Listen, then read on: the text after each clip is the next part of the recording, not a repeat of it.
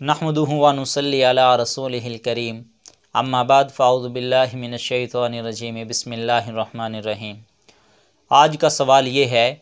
कि अगर कोई शख्स नमाज़ पढ़ रहा हो और नमाज की हालत के अंदर ही उसकी मोबाइल की बेल बजना शुरू हो जाए तो क्या वो नमाज की हालत के अंदर ही अपने मोबाइल की बेल बंद कर सकता है या नहीं। अगर वो अपने मोबाइल की बेल बंद करना चाहे तो उसको बंद करने का तरीका क्या होगा।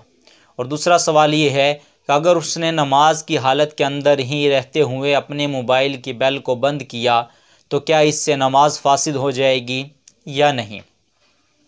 जवाब सुनने से पहले एक बात समझ लें,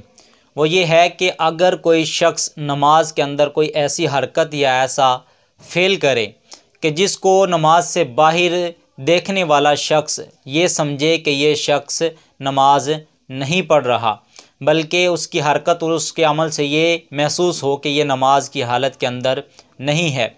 तो ऐसे अमल को फ़क़ी इस्तिलाह के अंदर अमले कसीर कहा जाता है। और अगर कोई इंसान नमाज की हालत के अंदर नमाज पढ़ते हुए ऐसा हरकत ऐसा फ़ेल करे जिसको अमले कसीर कहा जाता है, तो अमले कसीर करने की वजह से उसकी नमाज फासिद हो जाएगी।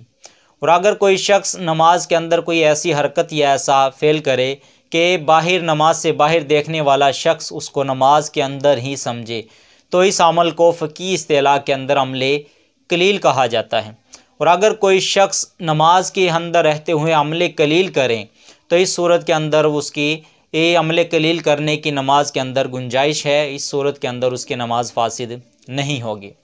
अब आया मसला मोबाइल का मसला कि अगर किसी इंसान का नमाज की हालत के अंदर मोबाइल बजना शुरू हो जाए तो मुनासिब और बेहतर तो ये है कि जब इंसान मस्जिद के अंदर दाखिल हो तो मस्जिद के अंदर दाखिल होने से पहले अपने मोबाइल को स्विच ऑफ कर ले,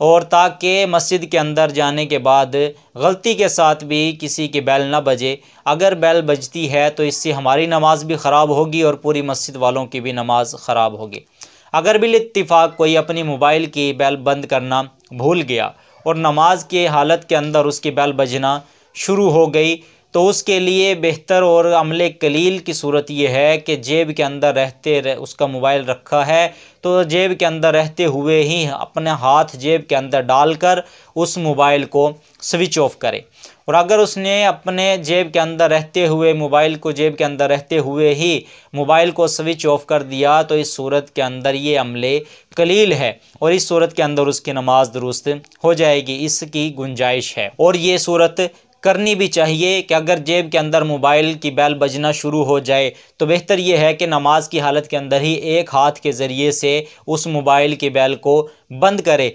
ताकि अपनी नमाज का खुशू और पूरी मस्जिद के नमाजियों का खुशू उसके ज़रिए से ख़राब ना हो। लिहाजा ये अमले कलील कहलाता है और इसकी नमाज के अंदर करने की गुंजाइश है और इस अमले कलील के ज़रिए से नमाज फासिद भी नहीं होगी।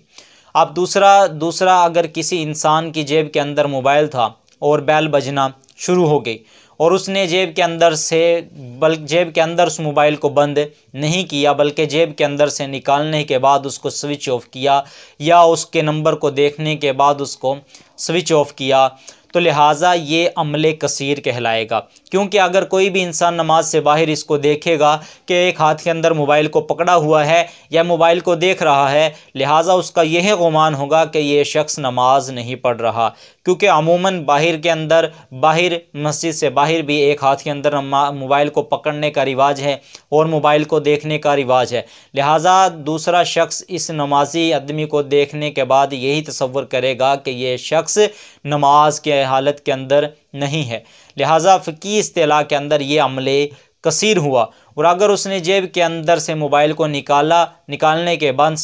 स्विच ऑफ किया या उसके नंबर को देखने के बाद उसको स्विच ऑफ किया तो ये अमले कसीर हुआ और अमले कसीर की सूरत के अंदर उसकी नमाज फासिद हो जाएगी। लिहाजा मोबाइल को बंद करने का बेस्ट तरीका यही है कि उस मोबाइल को जेब के अंदर रहते हुए ही उस मोबाइल को स्विच ऑफ किया जाए और उस बेल बजने के फ़ौरन बाद ही उसको स्विच ऑफ करना बेहतर है, ताकि अपनी नमाज का खुशू और दूसरे लोगों नमाजियों की नमाज का खुशू खुजू इससे ख़राब ना हो।